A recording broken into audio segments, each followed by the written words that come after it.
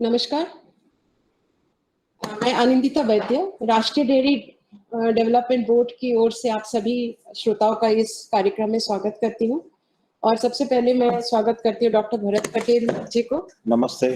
जो chairman cum managing director है Bharat biogas energy limited से। And welcome madam Dharika madam. तो आज के एनडीडीबी संवाद के जो श्रृंखला है उसी के दौरान हम आज की सीरीज लेकर आए हैं जिसका शीर्षक है वेस्ट से वेल्थ, प्राकृतिक खेती अपशिष्ट से समृद्धि। कार्यक्रम शुरू करने से पहले मैं 2-3 सिंपल रूल बता देना चाहूंगी ताकि ये कार्यक्रम बिना कोई विघ्न के चल सके। श्रोता अपने मोबाइल या लैपटॉप जिस डिवाइस से जुड़े हुए हैं उसमें प्रेजेंट नाउ या शेयर योर स्क्रीन बटन को बिल्कुल भी ना छेड़े, वरना वो प्रेजेंटेशन अचानक रुक जाता है। दूसरा, आपका डिवाइस का जो माइक्रोफोन है उसको अभी ऑफ रखिएगा। बाद में जो सत्र के बाद हम क्वेश्चन आंसर सत्र करेंगे, सेशन करेंगे, तब आप अपना माइक्रोफोन ऑन करके डॉक्टर साहब से क्वेश्चंस पूछ सकते हैं। तो मैं सबसे पहले डॉक्टर भरत पटेल जी का एक इंट्रोडक्शन देना चाहूंगी। मुझे बहुत खुशी होगी आपको इंट्रोड्यूस करने के लिए। तो डॉक्टर भरत पटेल जैसे मैंने कहा चेयरमैन का मैनेजिंग डायरेक्टर है भारत बायोगैस एनर्जी लिमिटेड से, और उमरेठ शहर के रहने वाले हैं, आनंद जिले के। मूल रूप से वो ऑर्थोपेडिक सर्जरी में स्पेशलाइज्ड है। तो आपको भी जानकर खुशी होगी कि ऑर्थोपेडिक्स से अभी प्राकृतिक खेती में बहुत इनका कार्य रहा है। दूरदर्शन में हेलो डॉक्टर का एक बहुत अच्छा सीरीज इनका बहुत ही प्रसिद्ध रहा है। और ठीक जैसे हमारा एनडीडीबी संवाद है, इसी तरह से इनका भी एक हेल्थ संवाद इस तरह से एक कार्यक्रम चलता है जिसकी काफी डिमांड है। स्वास्थ्य रक्षा के साथ साथ डॉक्टर पटेल का हमेशा से फोकस रहा है पर्यावरण का संरक्षण और जलवायु की प्रिजर्वेशन कंजर्वेशन, और ये इस उद्देश्य की पूर्ति के लिए वो प्राकृतिक खेती पर निरंतर कार्य किए जा रहे हैं। और बहुत सारे अवार्ड्स डॉक्टर पटेल को मिला है, जिसमें एक ये है 2019 में सरदार वल्लभ भाई पटेल राष्ट्रीय कृषि भूषण पुरस्कार उनको मिला है। और इस तरह से बहुत सारी उपाधियां इनको मिली है, सम्मानित हुए हैं। तो आइए सबसे पहले चर्चा हम लोग शुरू करते हैं इस बात से।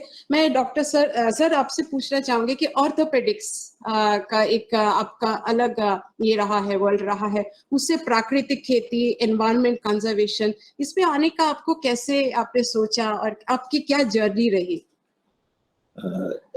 कई लोग मेरे को ये सवाल पूछते हैं कि ऑर्थोपेडिक सर्जन, वो भी भारत देश के जाने माने जॉइंट रिप्लेसमेंट सर्जन, और ये प्राकृतिक खेती में कैसे आपने रुचि बताई। बहुत सिंपल चीज है कि डॉक्टर के नाते मैं हर हमेशा मेरे यहाँ पेशेंट देखता था, और देखते देखते आज से 15 साल पहले की बात करता हूँ कि 15 साल पहले मेरे कंसल्टिंग रूम में कई यंग फीमेल मेल पेशेंट आते थे, और एक लड़की आई, 23 साल की उम्र की लड़की थी, और 23 साल की उम्र में वो मेरे को कमर में दर्द है, कंधे में दर्द है, मेरे को मजा नहीं आता है, डॉक्टर साहब क्या करेंगे। सो ऑर्थोपेडिक सर्जन के नाते मेरे को कमर दर्द के लिए मेरे पास आई थी। मैंने सोचा कि ये 22-23 साल में कमर दर्द क्या होता है। तो मैंने मेरे नर्सिंग स्टाफ को बोला कि भाई उसको पूरी जांच करो। मैं समझता था कि अभी एक जमाना बदल गया है, एंड मेरा जो एजुकेशन था कि भाई उम्र में, मतलब 70-75 साल की उम्र में ही कैंसर होता है, वो अभी माहौल बदल गया है। सो वो लड़की को जांच किया। मेरे स्टाफ ने बोला कि साहब उसको दोनों ब्रेस्ट में गांठ लगती है और आपको आगे जांच करना पड़ेगा। मेरे को 2 दिन के बाद पता चला कि वो लड़की को कैंसर की बीमारी है, दोनों ब्रेस्ट की। ऐसे कई मरीज मेरे यहाँ आते थे जिसको लंग का कैंसर निकलता था, कॉलन का कैंसर, रेक्टम का, स्किन का। ये सब मरीज 30 साल की उम्र के नीचे के थे। सो मैं सोचने लगा कि भाई ये सब उम्र में ये कैंसर क्यों। और बड़ी बात यह है कि यह सब कैंसर की वजह थी पेस्टिसाइड, फंगीसाइड, इंसेक्टिसाइड का जो ज्यादातर उपयोग हो गया, उसकी वजह से वो खाने में आता है और खाने की वजह से ये सब चीज आपको कैंसर करती है। दूसरी बड़ी बात ये है कि हर हमेश आप देखो कि हमारे प्रधानमंत्री सोचते ही रहते हैं कि हमारा फार्मर कैसे उन्नत हो, कैसे ज्यादा कमाए। तो आज से 15 साल पहले आप देखना कि फार्मर का इनकम कम होता गया और उसका मेन कारण था केमिकल फर्टिलाइजर ज्यादातर उपयोग करना। सो उसकी वजह से हमारी जमीन बैरन हो गई और जमीन का जो कार्बन है वो कार्बन कम हो गया, तो उसका प्रोडक्शन भी कम हो गया। तो ये बहुत सिंपल चीज है कि मैं इस वजह से एक डॉक्टर हूँ, मैं एक फार्मर भी हूँ, सो उसके नाते मैं ये अभियान में जुड़ा आज से 14 साल पहले, प्राकृतिक मिशन एंड जमीन को कैसे सुधारना करना। Thank you sir. और बहुत खुशी की बात है कि अलग अलग फील्ड के साथ साथ भी जो पर्यावरण और ये इसकी शुरुआत इसी से हुई जब यंगस्टर्स आपके पास आए और कम उम्र में कई बीमारियां लेकर, तो जल जमीन प्रकृति की सुरक्षा के लिए डॉक्टर सर आप सबको, सबकी तरफ से आपको बधाई भी देंगे और आपका गाइडेंस आगे भी हम लोग हर तरह से लेते रहेंगे, ये उम्मीद है। तो आगे बढ़ते हैं। तो भारत बायोगैस के ऊपर एक छोटी सी वीडियो हम शेयर करना चाहेंगे। तो Krunal please share the video. उपजाऊ भूमि और समझदारी भरा परिश्रम यानी सर्वश्रेष्ठ खेती। आज का विकासशील और प्रगतिशील किसान खेतों में रसायनों के अत्यधिक उपयोग को छोड़कर प्राकृतिक और जैविक खाद का उपयोग कर रहा है।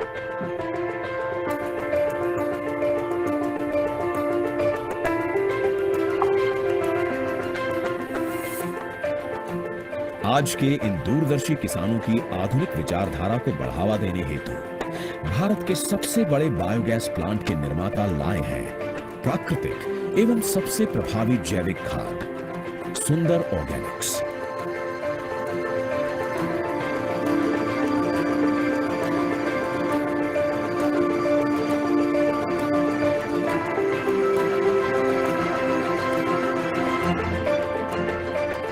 गुजरात के आणंद जिले के सुंदलपुरा गांव में स्थित Bharat biogas energy limited Bharat देश का सबसे बड़ा और पूरी तरह से स्वचालित बायोगैस प्लांट है। लगभग 7 एकड़ के व्यापक क्षेत्र में फैला हुआ यह प्लांट अत्याधुनिक मशीनरी और तकनीक से प्रतिदिन 14,000 क्यूबिक मीटर बायोगैस और हर दिन 100 मीट्रिक टन जैविक खाद सुंदर ऑर्गेनिक्स का उत्पादन कर रहा है। सुंदर ऑर्गेनिक्स के उत्पादन के लिए जरूरी आवश्यक तत्व यानी गोबर की आपूर्ति के लिए कंपनी के खेतों में 1000 से भी अधिक पशुओं और अन्य जैविक तत्वों की निरंतर आपूर्ति के लिए 700 एकड़ में फैले हुए खेत हैं। उच्च गुणवत्ता वाली जैविक खाद सुंदर ऑर्गेनिक्स के तत्वों में कंपनी की गायों द्वारा मिलने वाला गोबर 70 से 80%, प्रेस मड 10%, साथ ही सब्जियों के अवशेषों जैसे अन्य उपयोगी प्राकृतिक तत्व 10% जितने होते हैं। ये सभी सामग्री एकत्र करके अर्ध तरल रूप में डाइजेस्टर में उसको इकट्ठा किया जाता है। उसके बाद एनारोबिक फर्मेंटेशन की प्रक्रिया द्वारा उसका अपघटन किया जाता है और इससे अलग होने वाली बायोगैस को सिंथेटिक गुब्बारे में एकत्र करके उसको शुद्ध किया जाता है, जहां 94% से 96% तक मीथेन जो कि जैविक सीएनजी है उसका उत्पादन किया जाता है। फिर इस डिकम्पोज किए गए मिश्रण को आधुनिक स्वचालित मशीन में डालकर उसको कंप्रेस करके अतिरिक्त पानी निकाल दिया जाता है। इस घट मिश्रण को एक खुली जगह में तैयार किए गए जल बंधक के ऊपर फैलाया जाता है और उसमें एरोटीलर नामक मशीन से सुखाने के बाद एरोबिक फर्मेंटेशन की प्रक्रिया को चलाया जाता है। इस प्रक्रिया के दौरान पर्याप्त नमी बनाए रखने हेतु बायोगैस प्लांट से निकले डिकम्पोज मिश्रण को उसमें मिलाया जाता है और इस प्रक्रिया को लगातार 45 दिनों तक किया जाता है, जिससे मिश्रण में रहने वाले बैक्टीरिया की कार्य क्षमता और संख्या को बढ़ाया जा सके। 45 दिनों की इस प्रक्रिया के बाद तैयार किए गए इस मिश्रण को पैकिंग यूनिट में लाकर छाना जाता है, जो एक समान कणों के रूप में एकत्र होता है। इस एक समान कणों के रूप में इकट्ठा हुई खाद में Azotobacter, phosphate culture, potash culture, sulphur culture, trichoderma, Pseudomonas और पेसिलोमाइसिटस जैसे जमीन और फसल के लिए अत्यंत फायदेमंद जीवाणु कल्चर को जोड़ा जाता है। इन उपयोगी जीवाणुओं से भरपूर और एक समान कणों युक्त जैविक खाद यानी सुंदर ऑर्गेनिक्स, जिसको 25 एवं 50 किलोग्राम के 20% नमी धारण कर सके, वैसे एक आकर्षक बैग में पैक किया जाता है।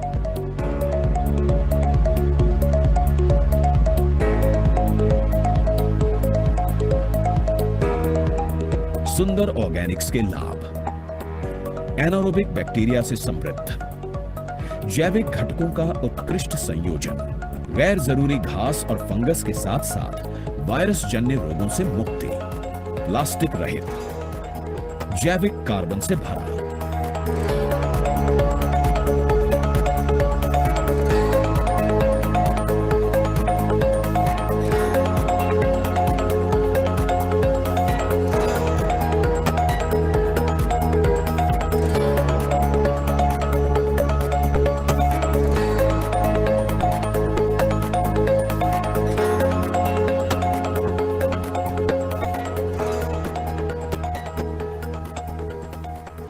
Thank you. तो अभी एक प्रेजेंटेशन के द्वारा डॉक्टर पटेल से मैं आग्रह करूंगी कि श्रोताओं का अपना अनुभव साझा करें। So over to you sir.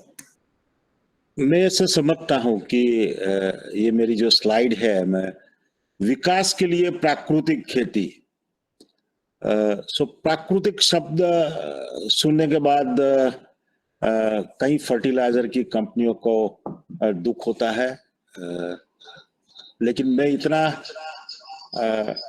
अभी जानकारी दूंगा कि प्राकृतिक खेती से कितना फायदा होता है, वो मैं आपको बताता हूं। ये स्लाइड में आपको दिखता है कि रण है, रेती है, और रेती में प्राकृतिक खेती से कितने फ्रूट्स लगते हैं वो आपको फर्स्ट स्लाइड में से दिखता है कि बिल्कुल रेती है, और रेती में भी प्राकृतिक खेती हो सकती है। आपने देखा होगा कि पूरा दुनिया में अभी लोग गोबर का उपयोग करते हैं। प्राकृतिक की बात इसके लिए मैं करता हूं कि इतनी समस्या बढ़ गई है कि आप देखो कि स्वास्थ्य की समस्या, तो पहली बात आती है कैंसर। तो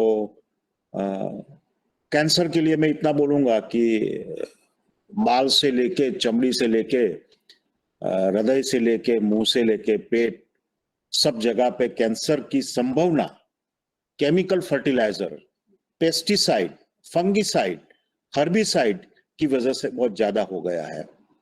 एक आपको तुलना बताता हूं कि गुजरात में, अहमदाबाद में, सपोज आप समझो कि 10 साल पहले एक हॉस्पिटल थी, आज 12 हॉस्पिटल कैंसर की है और 6 से 8 महीने का वेटिंग लिस्ट है। दूसरी बड़ी बात तो ये है कि ये सब केमिकल फर्टिलाइजर एंड पेस्टिसाइड की वजह से डायबिटीज यानी कि मधु प्रमेह का दर्दी, अभी आप देखो कि 10 में से 5 लोगों को आप पूछोगे तो उसको डायबिटीज है।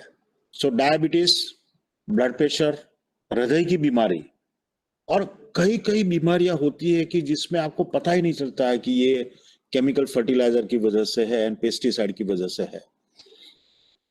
अभी मैंने देखा कि लोगों को पार्किंसनिज्म, अल्जाइमर डिसीज, वो सब चीज जो होती है वो भी केमिकल फर्टिलाइजर की वजह से होती है।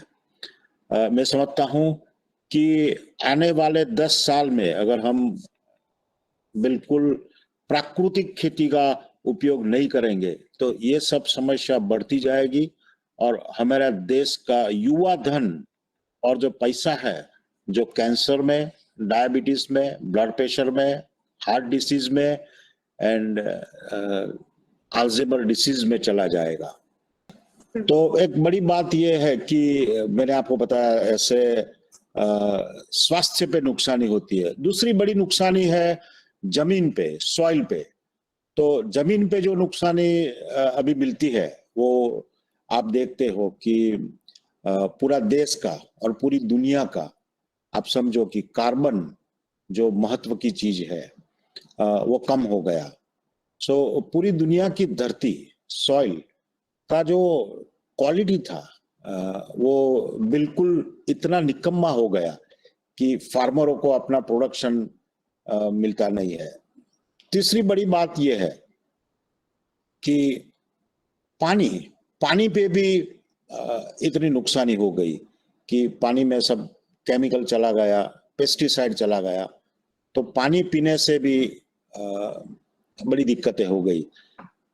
तो खेडूत मित्रों, मैं आपके पास इसके लिए हूं कि ये सब समस्याएं जो अभी चलती है, आपने देखा कि सब जगह की कैंसर की बीमारी, हाँ इसके बाद का सर, इसके लिए मैं एक फार्मर आपके सामने हूं कि सब दिक्कतें इतनी बढ़ गई है कि मैं समझता हूं कि प्राकृतिक खेती पे आना एक जरूरी कारण है।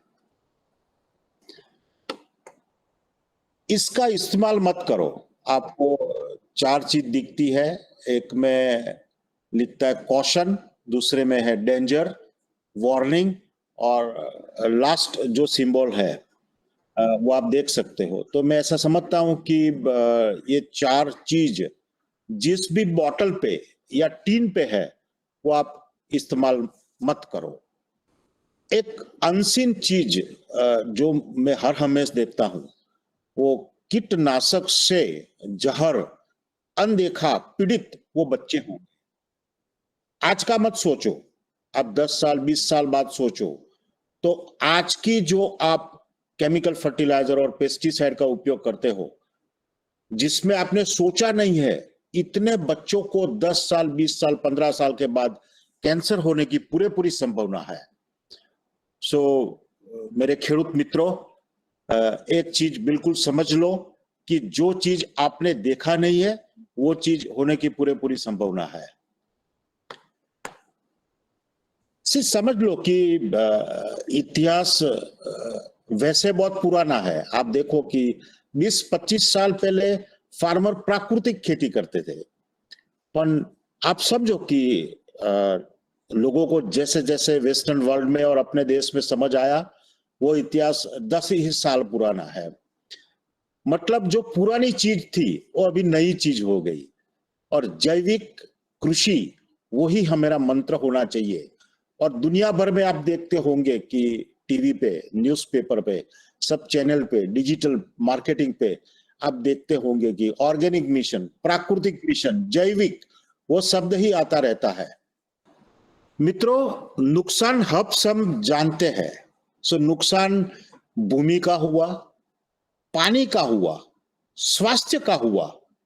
और बड़ी बड़ी बात है तो कि आप स्वास्थ्य में ऐसा सोचते हो कि हमारा स्वास्थ्य नहीं, हमारे स्वास्थ्य के साथ एनिमल, कैटल का स्वास्थ्य भी इतना महत्व का है। पर्यावरण तो लोग भूल गए हैं। आप देखो कि आज टेम्परेचर 47, 48, 49 डिग्री तक चला गया। सो इतने सब नुकसान के बावजूद हमको एक समझ होना चाहिए कि हमको अभी प्राकृतिक खेती की तरफ जाना एक आवश्यक बात है। बहुत मजे की बात ये स्लाइड में आपको दिखने को मिलेगा कि भाई जमीन का नुकसान हो गया, सॉइल का, तो उसकी वजह से हमारा जो प्रोडक्शन है वो कम हो गया। दूसरी बड़ी बात है कि आप जो पानी पीते हो वो भी एक जहरीला हो गया, क्योंकि जितना आप खेत में डालते हो वो सीपेज होके नीचे जमीन में पानी में चला गया। सो ये सब चीज मैं ऐसा समझ जाता हूं आपको कि धीरे धीरे आपको प्राकृतिक खेती की तरफ जाना बहुत जरूरी चीज है। ये आप देखो कि कीटनाशकों की वजह से कितना कितना नुकसान होता है।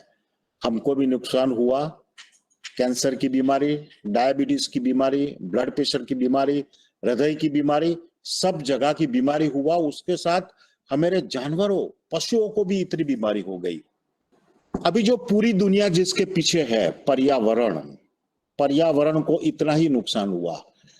सो इतने सब नुकसानी के बावजूद आप समझो कि पूरे भारत देश में, पूरे दुनिया में आज भी जितना केमिकल फर्टिलाइजर एंड पेस्टिसाइड का उपयोग होता है, इतना जैविक का नहीं होता है। तो एक इसका समाधान लेके आपके पास आया हूं। तो समाधान है प्राकृतिक खेती। और फार्मर मित्रों, चलो हम समाधान की ओर, एंड वो है प्राकृतिक खेती। आप लोगों को पता होगा कि एक दिमाग में आपको ऐसा लगता है कि प्राकृतिक खेती की वजह से उत्पादन कम होता है। ये एक मिथ है मेरे मित्रों। मैं इतना आपको बिल्कुल खुलासा से बात करूंगा कि आपका फसल में, कोई भी उत्पादन में, वजन में आपको कोई नुकसानी नहीं होगी। और मित्रों, आप देखो, यही भविष्य है। आप देखो, घर घर में छोटे बच्चे भी आज पूछते हैं कि बेबी दूध ऑर्गेनिक मिलता है, सब्जी ऑर्गेनिक मिलती है, सब धान ऑर्गेनिक मिलता है। तो आप इतना समझ के चलो कि यही हमारा भविष्य है। बट बड़ी बात यह है कि वर्तमान लोग सोचते हैं कि प्राकृतिक खेती से हमारा उत्पादन कम होता है, पर यह बिल्कुल भूल-भुलैली बात है। और हमारा भविष्य, वर्तमान, अभी जो आप सोचते हो वो भूतकाल था। सालों पहले हम प्राकृतिक खेती करते थे और इतना ही दान होता था, कोई दिक्कत नहीं होती थी। तो आज का जो जमाना है वो प्राकृतिक खेती का जमाना है। सो फार्मर मित्रों, अभी प्रकृति की तरफ चले जाओ, आपको कोई नुकसानी नहीं होगी। अब देखो कि आपको 100% अगर प्राकृतिक खेती नहीं करनी है तो आप ऐसा काम कर सकते हो कि पहले साल में आप थोड़ा छोटा मोटा आपका केमिकल फर्टिलाइजर की मात्रा कम करो, दूसरे साल में ज्यादा कम करो, तीसरे साल में उससे ज्यादा कम करो, और 4 साल में मैं इतना आपको खुलासा देता हूं कि पूरी प्राकृतिक खेती करोगे तो आपका उत्पादन में कोई दिक्कत नहीं होगी। और आप देखो, मैंने हृदय बनाया है वेजिटेबल से।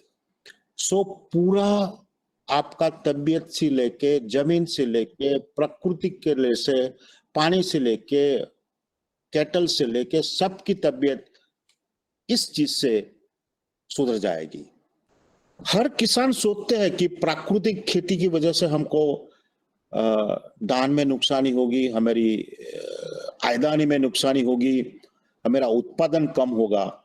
लेकिन ये बिल्कुल गलत चीज आप सोचते हो। आपको किसी भी चीज में नुकसानी नहीं होगी।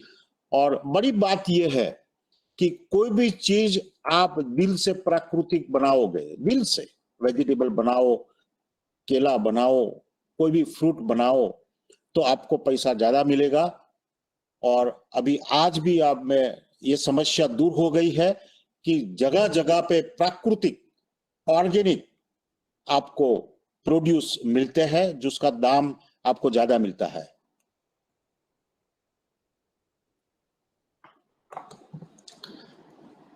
ये कोई समस्या नहीं है। ज्यादा कीमत मिलने से आपको बहुत फायदा है। पहले साल में, दूसरे साल में, तीसरे साल में थोड़ा उत्पादन कम हो गया तो चिंता मत करो। आपकी जमीन सुधारना 3 से 4 साल लगेगी और 4 साल में आपका उत्पादन ज्यादा होगा और लंबे समय तक ज्यादा होगा। वो एक प्राकृतिक की बड़े में बड़ी सोच है कि आपको कीमत भी ज्यादा मिलेगी। 4 साल के बाद आपका पूरा धान, पूरा वेजिटेबल, पूरा जो भी फ्रूट्स पकाते हो, हॉर्टिकल्चर करते हो, उसमें आपको कीमत भी ज्यादा मिलेगी।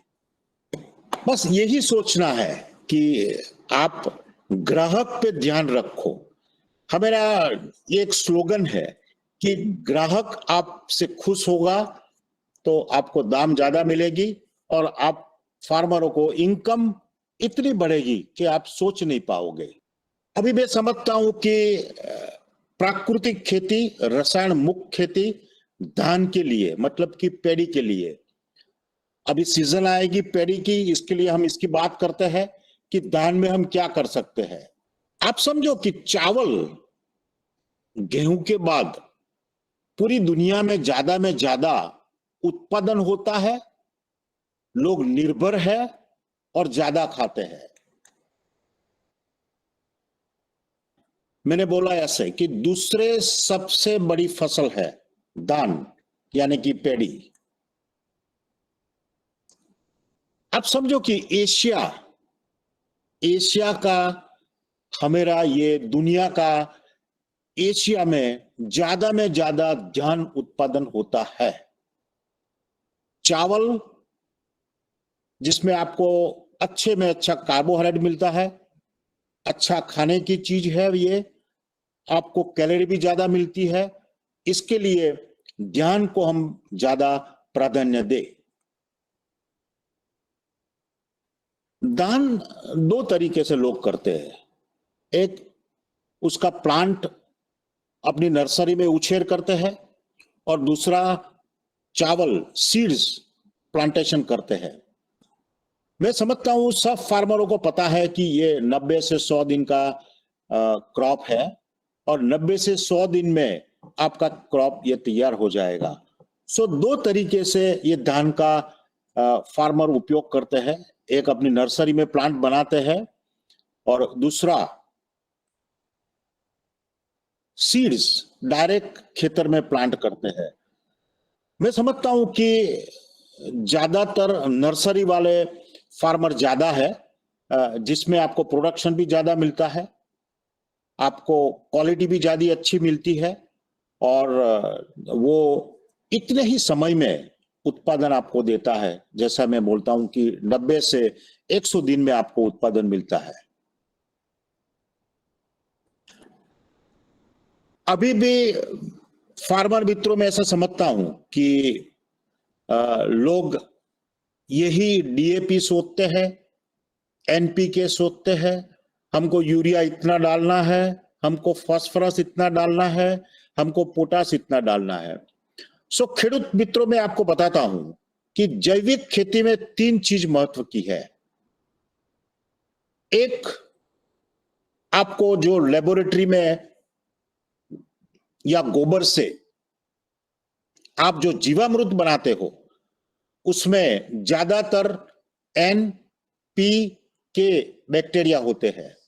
सो आप समझो कि N मतलब आपको नाइट्रोजन मिलता है, P मतलब आपको फास्फोरस मिलता है, K मतलब पोटास मिलता है। सो मित्रों, जैविक खेती में 3 चीज की महत्वता है। एक, आपके पास कल्चर होना चाहिए। दूसरा, मैंने जो स्लाइड बताया है जिसमें मैंने बिल्कुल नकारात्मक वे से चौकड़ी लगाया है रेड कलर में। सो खेडूत मित्रों, मेरी एक रिक्वेस्ट है डॉक्टर के नाते, आप ये चीज मत करना, किसी चीज को खेत में जलाओ मत। जलाने से आपके खेतर में जो भी बैक्टीरिया है वो भी जल जाते हैं। धान की खेती में जैविक खेती कैसे कर सकते हो? तो आपने देखा होगा कि अभी सरकार ने बहुत एक बड़ी चीज की है कि आपको बायोगैस प्लांट की liquid fermented organic manure slurry जो एनहेंस करके हम उपयोग करते हैं, उसका उपयोग करना चाहिए। दूसरी बड़ी बात है, आपको कल्चर का उपयोग करना चाहिए। और तीसरी बड़ी बात है जो धान के क्रॉप में महत्व की है, वो माइकोराइजा है, वो फंगल स्पोर है। ये 3 चीज का आप इस्तेमाल करोगे। पहले आप माइकोराइजा जमीन में डालो, फिर आप CS मतलब कॉन्सोर्ट मतलब ऑल, सब 3 बैक्टीरिया का आप प्रवाही डालो। और तीसरी बड़ी बात है कि आप स्लरी धान के खेत में 2 बार, मतलब कि 15 दिन के बाद और एक दूसरी 2 महीने के बाद डालोगे तो मैं ऐसा समझता हूं कि आपको कोई भी केमिकल फर्टिलाइजर की जरूरत नहीं पड़ेगी। सो खेडूत मित्रों, मैं एक डॉक्टर के नाते आपको एक रिक्वेस्ट करता हूं कि आप भी प्राकृतिक की तरफ बढ़ो। और मैं ऐसा समझता हूं कि पहले साल में ऐसा हो सकता है कि आपका उत्पादन थोड़ा कम बट क्वालिटी ज्यादा अच्छी आएगी, दूसरे साल में उससे भी ज्यादा उत्पादन होगा, तीसरे साल में उससे ज्यादा होगा, और 4 साल में मैं इतना समझता हूं कि आपको उत्पादन ज्यादा होगा और क्वालिटी भी आपकी अच्छी हो जाएगी। आप दोनों चीज देखो कि अगर ऑर्गेनिक फर्टिलाइजर का, प्राकृतिक का आप उपयोग करोगे तो आपके तंतु मूल है, आप देख सकते हो कितना फर्क पड़ता है। राइट साइड वाला जो है वो आपने उपयोग किया है, इसके लिए इतना अच्छा तंतु मूल दिखता है। ऐसे आपका जो पेड़ी का जो ऊपर का ग्रोथ होता है वो भी नीचे से निकलेगा, 2 निकलता है तो 3-4 फसलें निकलेगी और आपको उत्पादन भी ज्यादा होगा। मैंने आपको बताया वैसे कि आपको पेड़ी की प्राकृतिक खेती में माइकोराइजा का उपयोग करना एक जरूरी बात है। उसकी वजह से रूट का डेवलपमेंट अच्छा होगा, आपका जो न्यूट्रिएंट जमीन में पड़ा रहता है वो ऊपर ज्यादा जाएगा और आपका उत्पादन भी बढ़ेगा। और इसकी वजह से मैं एक आपको समझाना चाहता हूं कि जो भी बीमारियां पेड़ी में आती है या धान में आती है वो कम आएगी, क्योंकि जो भी बीमारी में जो दिक्कतें होती है वो रूट को होती है। तो ये माइकोराइजा उपयोग करने से आपका रूट डेवलपमेंट ज्यादा होता है। 10-15 रूट में कुछ नुकसानी हो गई तो बाकी के आपके जो तंतु मूल बाकी है उसमें से खुराक ऊपर जाएगा और आपके प्लांट को कोई नुकसान नहीं होगा। आप देखो कि जब प्लांटेशन करते हो तो आप ये फंगल स्पोर में डबोड़ के फिर पेड़ी का प्लांटेशन करे हो तो आपका मजदूरी भी कम हो जाएगा और आपको फील्ड में मजदूरी से ये माइकोराइजा डालना नहीं पड़ेगा। इतनी बीमारी आती है, लेकिन एक बात समझ लो कि आपका शरीर का हीमोग्लोबिन कम हो गया है तो आपको बीमारी ज्यादा आएगी। सो मैं इतना समझता हूं कि प्राकृतिक खेती की वजह से कार्बन का कंटेंट ज्यादा होगा तो आपको ये प्रमुख बीमारियां आने की संभावना बहुत कम है। इतनी धान में प्रमुख बीमारियां होती है। खेडूत मित्रों, मैं इतना बताता हूं कि ये सब बीमारियां जितनी भी आती है वो आपका केमिकल फर्टिलाइजर की वजह से आती है। जमीन में आपका कार्बन कम हो गया है। सो ये सब बीमारियां अगर आपको कम करनी है तो प्राकृतिक की तरफ बढ़ो और मेरे को बिल्कुल विश्वास है कि ये सब बीमारी बिल्कुल कम हो जाएगी। देखो इतनी बीमारी आती है, आप समझो कि इतनी धान में बीमारी आती है। कभी कभी रात को आपने खेत देखा होगा और सुबह में खेत चला जाता है।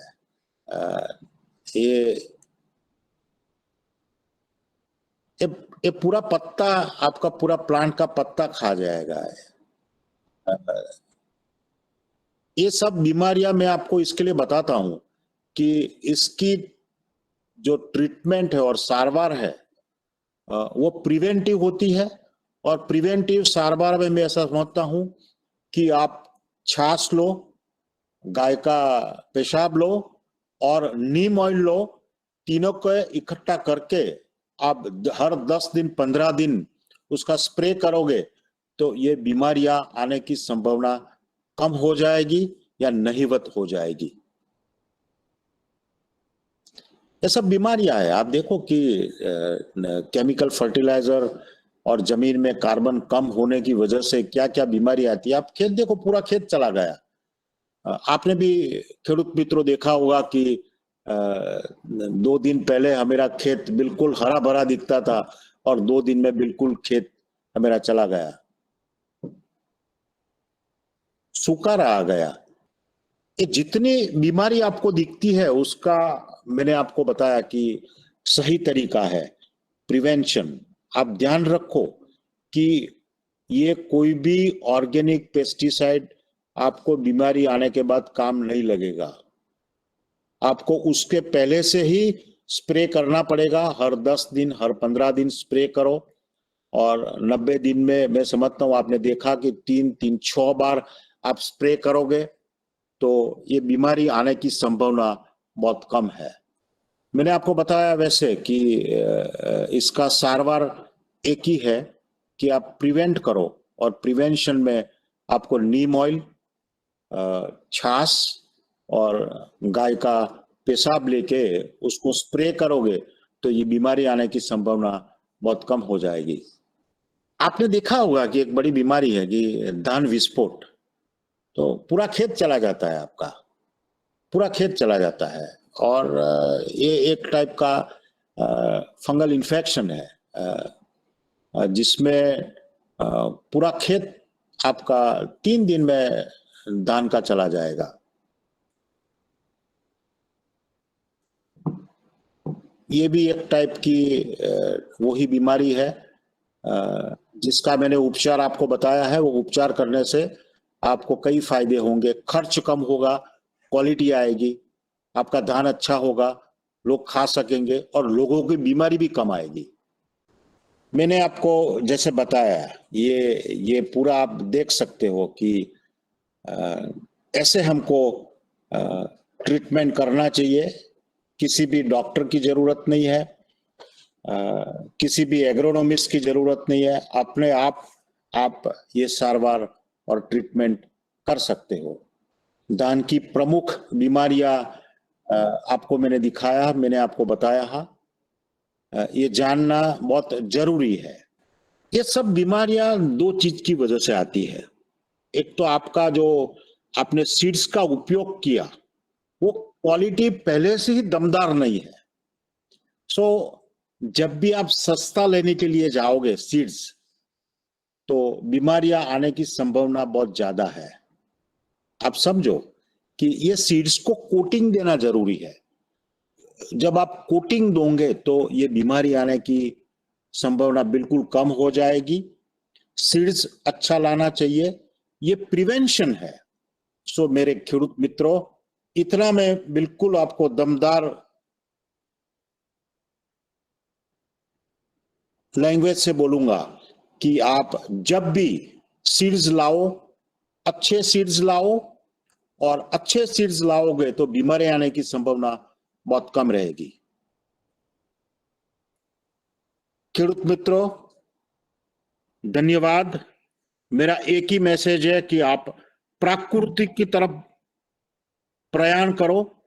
जितने भी खेडूत मित्र मेरे इधर है, सुनते हैं मेरे को, सो मैंने एक आपको प्राकृतिक तरफ जाने का एक मार्ग दिया, और क्यों प्राकृतिक की तरफ जाने का वो भी आपको उपचार बताया।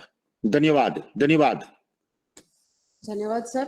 तो भरत सर, आपने एक डॉक्टर होने के नाते भी बात किया कि अच्छा स्वास्थ्य और जीवन यापन करने के लिए क्यों प्राकृतिक खेती की ओर जाना चाहिए, और एक प्रोग्रेसिव किसान होने के नाते भी आपने समझाया कि खेती और जल जमीन की रक्षा के लिए भी क्यों इसमें जाना चाहिए। तो आज तो सर का जो संदेश है यही कि हमें धीरे धीरे प्राकृतिक खेती की ओर बढ़ना चाहिए ताकि हमारा सबका स्वास्थ्य, मवेशियों का और सबका स्वास्थ्य अच्छा रह सके। तो अभी हम लोग ये सत्र ओपन करते हैं सवाल जवाब के लिए। तो जिन श्रोताओं को भी सवाल पूछना है सर से, आप कृपया अपना माइक्रोफोन ऑन करें और सर से सवाल पूछें। चैट बॉक्स में भी कुछ क्वेश्चन आया है सर। एक भाई जानना चाहते हैं, धान में जो फंगस आता है, फफूंदी आ जाते हैं, उनका कोई इलाज है क्या प्राकृतिक रूप से? धान में पहले तो जो फंगस आता है, तो मैंने एक चीज आपको बताया कि आपका जो सीड्स है, बियारण है, वो नंबर 1 क्वालिटी का होना चाहिए। अगर आपका शरीर का हीमोग्लोबिन अगर 10, 12, 13, 14% है तो आपको बीमारी होने की संभावना कम है। ऐसा आपका जो सीड्स लाते हो, आप बियारण लाते हो, वो नंबर 1 क्वालिटी का होना चाहिए। दूसरा चीज है कि फंगस इसके लिए आता है कि आपका जमीन अभी दमदार नहीं रहा है, और जमीन को दमदार करने के लिए आपको कार्बन मतलब ऑर्गेनिक फर्टिलाइजर, प्राकृतिक फर्टिलाइजर जमीन में डालना बहुत जरूरी है। तीसरी जो मैंने बात बताया कि फंगस न आने के लिए आपको बार बार हर 10 दिन 12 दिन पे आपको नीम ऑयल, छाछ और काव यूरिन का स्प्रे करना ही चाहिए हर 10 दिन, हर 5 दिन, क्योंकि प्राकृतिक में प्रिवेंशन है, पी फॉर पी, प्राकृतिक प्रिवेंशन। प्राकृतिक में एक बार फंगस आ गई फिर उसमें कोई उपचार नहीं है। तो भरत सर ने बार बार अपनी प्रेजेंटेशन में भी ये प्रिवेंशन के ऊपर काफी जोर दिया, prevention is always better than cure. और ये बात अच्छी कही सर, प से प्राकृतिक और प से प्रिवेंशन भी। तो प्रिवेंशन हम लोग प्रिवेंट करें प्राकृतिक रूप में खेती करके। और किसी श्रोता को कोई सवाल सर से प्राकृतिक खेती, और खासतौर पे सर ने आज धान की खेती के बारे में बताया क्योंकि अभी मौसम भी है धान की खेती करने का। तो आप अपना सवाल माइक्रोफोन ऑन करके पूछ सकते हैं सर से। हाँ, प्रमोद कुमार जी बोलिए। जी, खरपतवार नाशक कोई है क्या? जी एक बार और रिपीट करें सवाल। सर, धान में जो ज्यादा घास हो जाता है खरपतवार, खरपतवार, उसके लिए। हाँ हाँ। हाँ, बहुत अच्छा सवाल प्रमोद जी आपने पूछा। मेरा सवाल ये है कि आप जमीन तैयार करने में कौन सा खाद डालते हो? सर, हमारे यहाँ तो गोबर पड़ता है। ओके, आपका गोबर जो इकट्ठा किया है वो डालते हो, बरोबर है? जी। ओके, जो आप गोबर वैसे ही डालते हो उसकी वजह से आपको वीड्स का दिक्कत ज्यादा पड़ता है, क्योंकि आप हाँ। समझते हो कि जितना भी गोबर है उसमें सीड्स आता है हाँ। और वो सीड्स आपको वीड्स पैदा करेगा। सो जब तक आपके गोबर को आप डिकम्पोज नहीं करोगे, नहीं सर। आपको गोबर को डिकम्पोज करना पड़ता है, उसका एक प्रोसीजर है। आप देखते होंगे कि सेंट्रल गवर्नमेंट में डिकम्पोजिंग बैक्टीरिया देते हैं। सो गोबर का लिए डिकम्पोज करने के लिए खड्डा बनाने का, अंदर गोबर डालने का, उसमें डिकम्पोजिंग बैक्टीरिया डालने का, उसको 2 महीने से 3 महीने तैयार होने में लगता है। वो आपका अच्छा खाद है और वो खाद अगर आप उपयोग करोगे तो वीड्स की दिक्कत आपकी बहुत कम हो जाएगी। ओके, रजनीकांत सिंह जी, प्रमोद जी आपका सवाल क्लियर हुआ? आप जी जी जी हो गया। जी थैंक यू। रजनीकांत सिंह जी आपका कोई सवाल है? और कोई क्वेश्चन है किसी का? अगर कोई किसी का भी सवाल नहीं है तो अभी आज का सत्र यहीं पे हम लोग अंत करेंगे। तो एनडीडीबी और सभी श्रोताओं की तरफ से सर मैं आपको बहुत बहुत धन्यवाद ज्ञापन करना चाहूंगी कि आप अपना इतना मूल्यवान समय को स्पेंड किया, हमारे साथ बैठे, डिस्कशन किया और किरीटों को बहुत ही जरूरी एक मैसेज दिया कि प्रिवेंशन से प्रिवेंशन एंड प्राकृतिक खेती, जिससे हम लोग का आगे का जीवन और अब आने वाले कई जनरेशन्स का जीवन बेहतर हो सके। सर आपको अभी मैं धन्यवाद देती हूँ सभी श्रोताओं की तरफ से। Thank you. धन्यवाद।